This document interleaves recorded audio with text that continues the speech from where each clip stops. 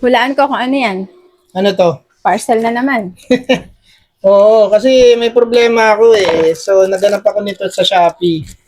Ano ba yan?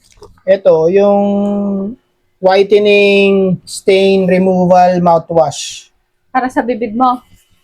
Oo, kasi ano eh, ang mahal magpalinis eh, di ba? Every 3 months magpapalinis ka. Mahilig kasi ako sa kape, mama eh, di ba? Alam mo naman yon. So, ang hirap, after 3 months, after mong malinisan, after 3 months, maitim na ng stain na. Ayun na. And kitang-kita kasi ito, naka-bridge siya ka eh. Tapos ito yung totoong ipin. So, nagpalinis ako. Gastos ako ng 1,400. Tapos inom ako ng kape. Tututbrush ka after uminom ng kape. Pero after 3 months, yun, may stain na naman. So, titingnan ko baka ito pwedeng alternative. So, ang gagawin lang naman natin dito, imumumog natin to. Tapos sabi niya, it can whiten, targets gunk, and build up. Fresh breath, of course, alcohol-free. Tapos, 237 ml. So, today, susubukan natin kung magiging effective to. Mga around 300 or 350 or 400 yata bili ko nito sa Shopee. Nag-toothbrush ka na ba? Oo. Nangingitim pala. Oo, nangingitim. So, ayan o, titingnan natin. Pag ginawa natin itong pang-gargle, tingnan natin kung matatanggal niya yung stain. Bago ako pumunta sa dentist at magpalinis. Kasi every time na pupunta ka nga, 1,400 ng 1,400, masakit sa bulsa. Di ba? So, ganito lang naman yan. Buksan lang natin.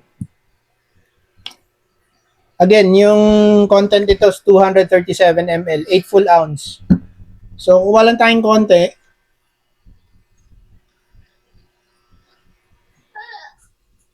Tapos, ito yung gagamitin natin pamumog. Konti pa. Imumumog. Hmm.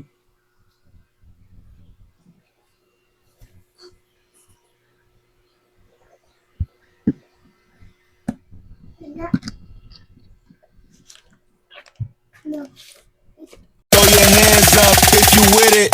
Drop it.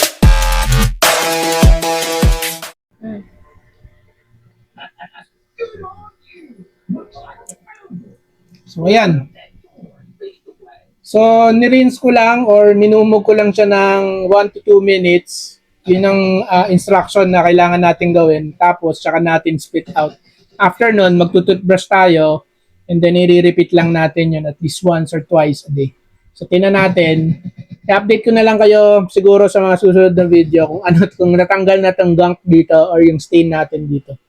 So, ayun lang naman. Sabi lang rito, additional instruction, store in a cool, dry place away from direct sunlight or close to high temperature.